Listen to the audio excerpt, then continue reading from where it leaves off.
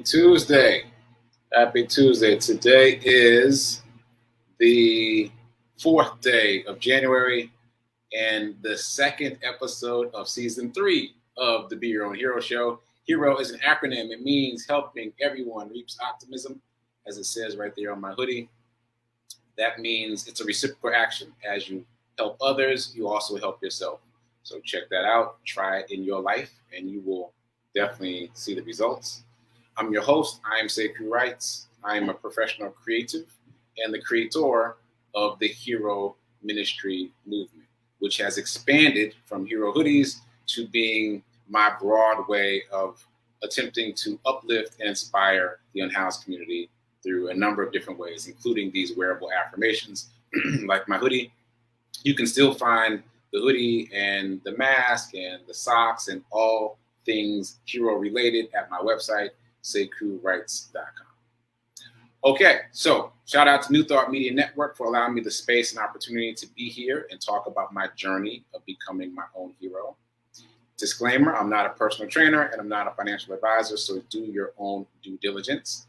Check me out here Monday through Friday, 9:45 a.m. Eastern Time, for me to hear me talk about my journey of becoming my own hero. And if this show provides any value to you, please like, please comment, please share, please spread the word, and you can make a donation. The donation information is in the show notes just below the show. All right, so that's all my introductory stuff. Welcome, welcome. I appreciate you being here. Shout out to the heroes in the chat. Shout out to Nan. Shout out to Tim with the morning cup of coffee for everybody. Appreciate that. Okay, so Hero Ministry Movement news. I'm going to start there as per usual, although I am going to change a few things for quote unquote season 3. All right, so for season 3, if you missed yesterday's episode, I said that the theme for season 3 is doing. Doing is also an acronym. If you're not aware, before the Hero clothing line, there was a Doing clothing line. It still exists, and it's on my Etsy page. If you just go to giveherohoodies.com, you'll find both the Hero stuff and the Doing stuff. Doing is an acronym, and when I created it, I discovered fairly quickly that other people who were buying and wearing the Doing apparel were creating their own acronyms, which was really fun. So I've been keeping my acronym quiet so that I'm inviting people to create their own acronyms. So my point is that not only is it a word, not only is it an action word, doing, it's also an acronym, and it can be whatever acronym you want. And if you want to wear something that says doing to remind you of what it is you are doing, check out the shop. It's the same website, giveherohoodies.com or just sekouwrites.com. I'll put one of those up on the screen in a minute. Okay, so all that said, my energy around season 3 is being practical. We've talked a lot about mindset, and I definitely will continue to talk about mindset because it's so important. But also I want to talk about practical steps, practical things we can do to change our financial future. Okay, so that said, any additions to Studio D? Yeah, there's this water bottle. This is from Fleet Feet. This is from the 5K that I did on the very first day of the year. They gave us these water bottles. Maybe that's it for now. Maybe I'll just talk about one thing. There's a few new things, but maybe I'll just talk about one thing per day until I run out of things. Anyway, I'm again grateful to have spent the morning of the new year in a run with Black Men Run and Fleet Feet, and that was a very empowering way to start the year. I've never done that before, and now I think that's what I want to do every year. Oh, maybe there's a midnight run. Maybe I can create a midnight run. Oh, I got to write that down in a minute. So that's how I spent the new year. And today is day 218 of my run streak. Just a reminder, I've been running every single day, at least a mile a day since the first day of June. So today is day 218. It's 27 degrees here in Nashville. So it was a cold, cold, cold run, but not my coldest. So I felt encouraged by that. Like even when it's cold, if I can just remember that I've run in colder weather than what the current temperature is, then it makes it a little bit easier. So I did about 1.5 miles today. Watch the run report. Does anybody watch the run report? Let me know in the chat who watches the run report. But I posted the run report on TikTok, my Facebook page, and Instagram. And I said a few things more than what I just said now. So go check that out. All right. So on that note, I mentioned yesterday that a few people have been inspired by me, which is very encouraging. And one person said that she started a bicycle streak because of me, a exercise bicycle streak, not out, an indoor exercise bike, like not out on the streets riding a bicycle, but indoor bike. And so I am inviting you, all of you out there under the sound of my voice, to start your own streak. And it does not have to be exercise. Her streak is exercise. She's on day 3, about to be on day 4. But I invite you to start a streak of any kind, I've heard about a woman who started a streak of drinking 1 glass of water a day. That's it. 1 glass of water a day. And she wanted to see how many days that she could go. And it made a tremendous difference in her life. These streaks really do make a difference. And it's hard to understand it unless you do it. So grab yourself a sheet of paper, write down what thing you're going to do every day for X number of days. It could be every day for a week, every day for a month. I would suggest 30 days. Not the end of the month, but 30 days from the day you start. Because again, it will engender some changes that you can't expect. So whatever it is, decide what it is today, write it down today, start the streak tomorrow, 30 days of continuous something. And again, it could be really small, like drinking a glass of water a day. That's my practical tip number 1 for today. Okay, so moving forward, I want to just make a quick comment about my quality of the year. Last year, my quality of the year, this came from working with Rev Melissa. She invited all of us to decide what our quality for the year would be. My quality was abundance. And so throughout 2021, I meditated on the idea of abundance. And it has been manifested in my life in many different ways. And one of the ways it's been manifested is this show. Another way that it's been manifested is in people like the woman I just described, being inspired by me and making changes in their life because of me. So this is more an exercise for me. I think I'm going to keep reminding myself of the various ways that abundance has shown up in my life, just for me. And I hope you get some utility out of it. Also, you should decide a quality of life for yourself, and check out Sit with Rev Melissa, where she will be talking more about that. I'm getting tongue-tied today. Where she will be talking more about that on Sit with Rev Melissa. Okay, so morning Zen today. I did read the Dalai Lama, but what I read there didn't really stick. So I went to some other readings, and I've got 2. I've got something from the 30-Day Mental Diet, and I've got something from the Science of Getting Rich. So from the 30-Day Mental Diet, here we go. The problems you encounter in your daily experience are external to you. Leave them there.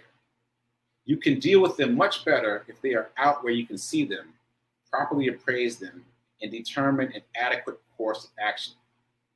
However, once you bring them into yourself, you find your mind becomes a turmoil, your emotions erratic, and your body begins to malfunction. Strong words, great thought. Keep your worries, keep your challenges outside of your visceral system. Keep them out there where you can see them. Don't let them come in. And it requires practice. To separate you from the challenge that you're experiencing. Okay, so that was that was 30-Day Mental Diet. And this is the Science of Getting Rich. To think health when surrounded by the appearance of disease or to think riches when in the midst of appearances of poverty requires power. But he who acquires this power becomes a mastermind. He can conquer fate. He can have whatever he wants. I'm going to read that one again, at least part of it. To think health when surrounded by the appearance of disease, or to think riches when in the midst of poverty requires power. But he who acquires this power becomes a mastermind. Again, this definitely requires practice, but it's the evidence of things not seen, right? It requires practice to see the evidence of things not seen, especially when you're in the midst of it. So good reminder. Also a reminder for you, this is from The Science of Getting Rich, which is the book that I read in my podcast, Get Rich 101. So check the podcast out. Again, it's being streamed in 38 countries last time I checked, so it's gone global. So you can listen to it in the background while you drive or while you work, or you can spend some concentrated time listening to it. But it's an easy way to ingest these very fundamental ideas about mindset. And also in the podcast, you'll hear me respond in real time to what I just read. So that's kind of interesting too. All right, so check out the podcast, Get Rich 101. Okay, so that is my morning zen. So let's shift gears and move into abundance. All right, so let's do our affirmation. Good morning, Gladys. Thanks for checking in. Let me find the affirmation. Same affirmation for season 3 as season 2. I want it to become second nature to myself and to you too. So here we go. I'm so happy and grateful to be a multi-millionaire in every area of my life. I am so happy and grateful to be a multi-millionaire in every area of my life. All right, let that sink into your bones. Okay, so I'm not going to reset the room. I feel like everybody knows the show starts at 9:45 a.m. now, so it started at 9:45, and it's a half-hour show. So moving forward, I will continue to do this reminder. Poor people spend, the middle class saves, but the wealthy invests. Poor people spend, the middle class saves, but the wealthy invests. That means if you're spending and you're saving, you still have to invest. That's how you move from poor or middle class to wealthy, by investing. Okay, so what I decided I want to do for season 3 is to have a weekly theme, and the weekly theme is an excuse. I want to deconstruct excuses for us and help us find solutions. So I'm going to give that a go. Today is the first day of that, and the excuse that I'm attacking is I don't have enough money to invest. The excuse I'm attacking this week is I don't have enough money to invest. Okay, this one hits close to home because this is one that I repeated for many years. Oh, I'll invest when. That's actually the way I did it. Oh, I'll invest when. When there's a lump sum, when there's a windfall, when my financial circumstances change, that's when I'll invest. And we know now, if you've been watching the show, that the fallacy in that thinking is you'll be an amateur, right? Like if you wait until you get a lump sum and then you say that when you get that lump sum, you'll invest it, you won't know how to invest it because you haven't been practicing investing. So the likelihood of you losing that money is high. And that automatically makes me think of many of the sports players who got windfalls when they made it to the NBA or the NFL and they lost it all. You got to know how to invest before you get the money so that when you get the money, you can invest properly. So that's the first part. The first part is you want to practice. You want to practice now with $1 and $2 so that when you get the $500,000, you know exactly what to do with it. And again, I don't know what everybody's financial situation is, but I'm being general. So the first part is mindset. You want to practice. Second part, here's my tool of the day, let's call it. A tool of the day is when you get paid, however you get paid, if, you're working a job, wages, or you get a disbursement from somewhere, however you get income. Early in the morning on the day that you get that income, I want you to take a piece of that money and put it someplace else. So let's make that even more practical. Let's say the homework is to create a new account. Create another bucket, as my mom would say. Create another bucket. Create another savings account. Now that's easy. That's something you can do online in a few minutes. You can create another savings account, right? When you get paid, the very next time you get paid, as soon as the money comes in, as soon as you become aware of the money coming in, go in and shift at least 10% out of your checking account over into that new bucket.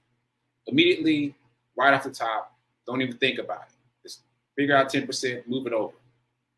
And then celebrate, and then take a break. Celebrate, and then take a break. Celebrate paying yourself first, and then take a break from financial activity. Like that's it. Just pay yourself first, done for the moment.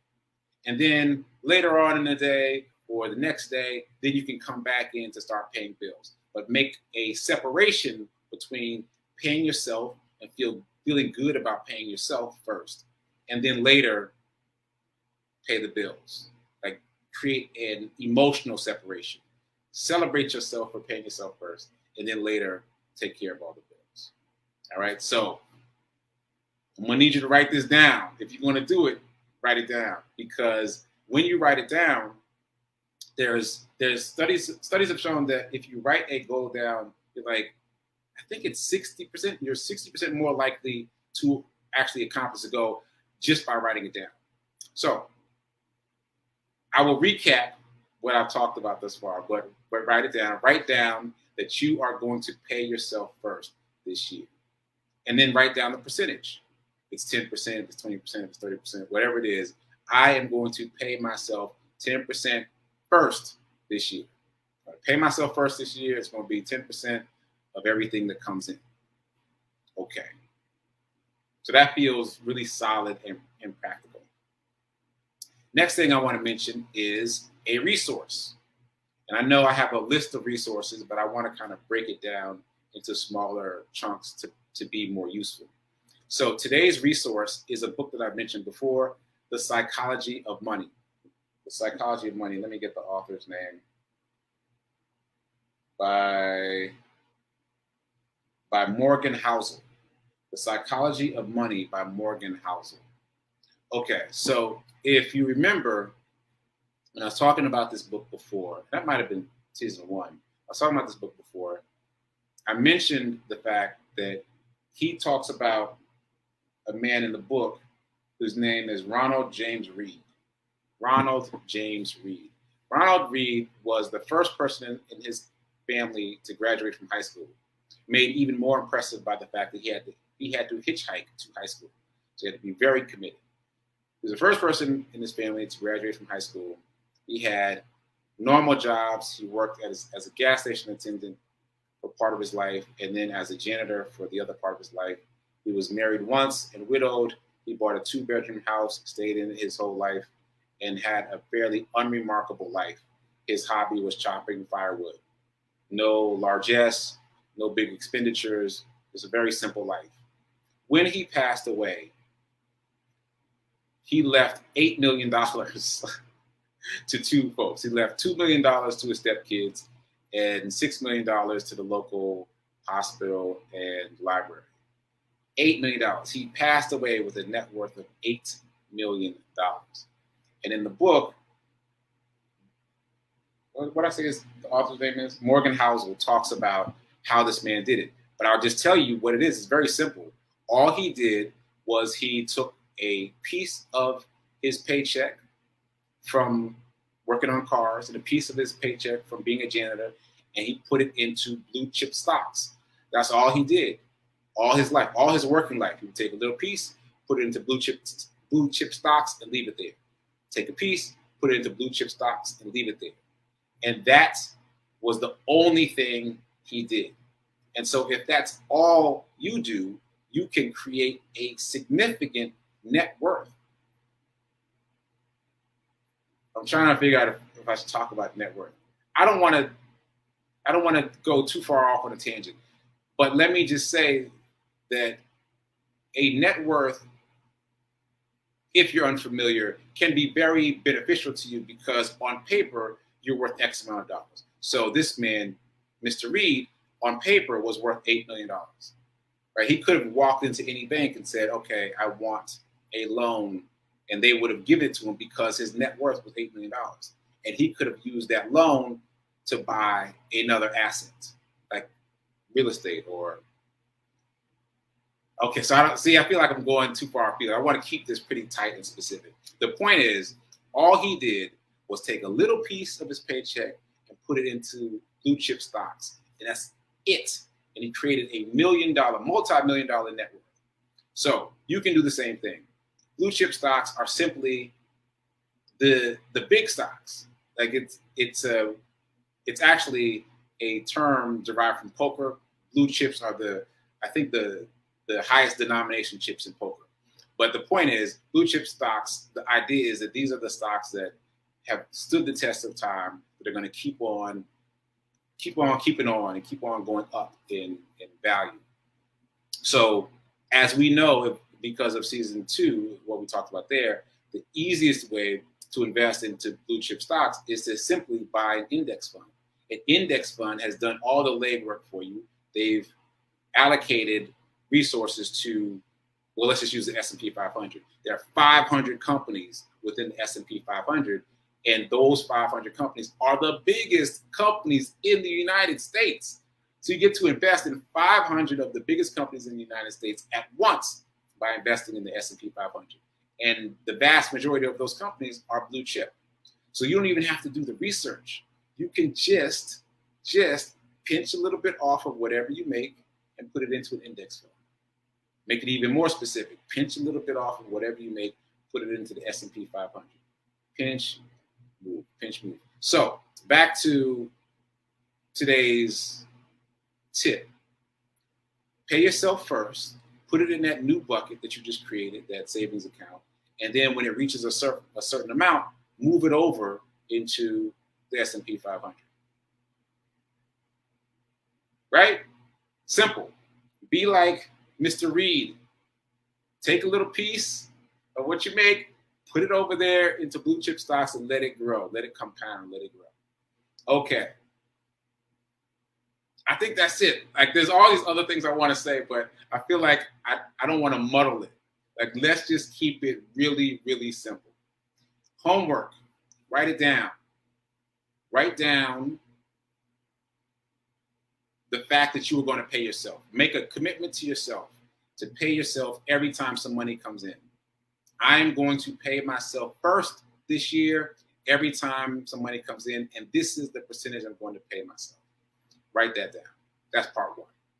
Part 2, create a bucket. Create a separate savings account. If you don't have one already, create a separate savings account, a place where you are going to put this money. And part 3, the very next time you get some money coming in, take a little piece, pinch it off, put it into that new bucket, and then celebrate. Celebrate the fact that you paid yourself, and then wait till later, hours later or a day later, to deal with your bills. Create a separation there. Okay. I think that's all I want to say. Because you know how I get. You know how I get. If I start talking too much, I'll muddy the water. So I just want to stick there, write those things down, and start a notebook. Because again, this season I intend to create a number of practical steps. So you're going to want to write them down, keep a record of things to do. Use what works for you, ignore the rest, but use something to move yourself forward. And again, the book that I mentioned today is The Psychology of Money by Morgan Housel. I haven't even finished reading the book, but it is really mind-boggling how impactful it is. Because essentially, I'll just say this, because this is just about the book. Essentially, we know what to do, right? Like what I just talked about a few minutes ago isn't rocket science. You've heard that before. But what Morgan Housel talks about in the book is there is a vast gulf between knowing what to do and doing the right thing. And that's based on psychology. It's based on our feelings about money, not our knowledge about money, but our feelings, what we grew up feeling about money, what we grew up watching our parents and siblings and the world around us feel about money. He talks about how if you grew up during a depression, that will impact the psychology that you have about money. Regardless of how much you learn about money, your psychology will still impact how you treat money. So it's about breaking that mindset or shifting that mindset. And that's the hard work. You got to shift the things that you ingested subconsciously about money. So that's it. It doesn't matter if you know what to do if you won't do it, because you know what to do, but then when it comes time to do it, you feel a certain way.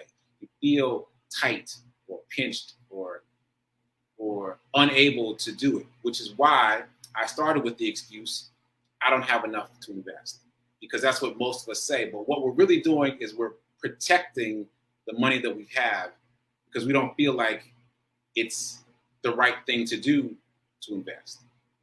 Okay. So that's it. I'm gonna stop talking now. All right. So just recapping, make maybe a notebook, create a notebook and write down that you're going to pay yourself, write down how much you're going to pay yourself, create a new bucket for your funds, check out the book, The Psychology of Money, use Mr. Reed as your inspiration. He had menial jobs, just a high school education, and he ended his life as a multi-millionaire. All right. So I'm going to go ahead and close out early for a change. Stay tuned for prayer time, which is coming up at 10:15, and then stay tuned for Sit with Rev Melissa, which is coming up at 10:30 a.m. Eastern time. But there's a lot of comments. Okay, so I'm going to end early, but I'm looking at the comments, and I am going to reply to those tomorrow. So keep doing. Be a hero. Be your own financial hero. Remember that now is better than perfect, meaning now is the perfect time to invest. Don't wait. Don't wait. Don't wait. Create your bucket. Remember Mr. Reed, and know that you too can end your life as a multimillionaire. All right. I'll see you tomorrow.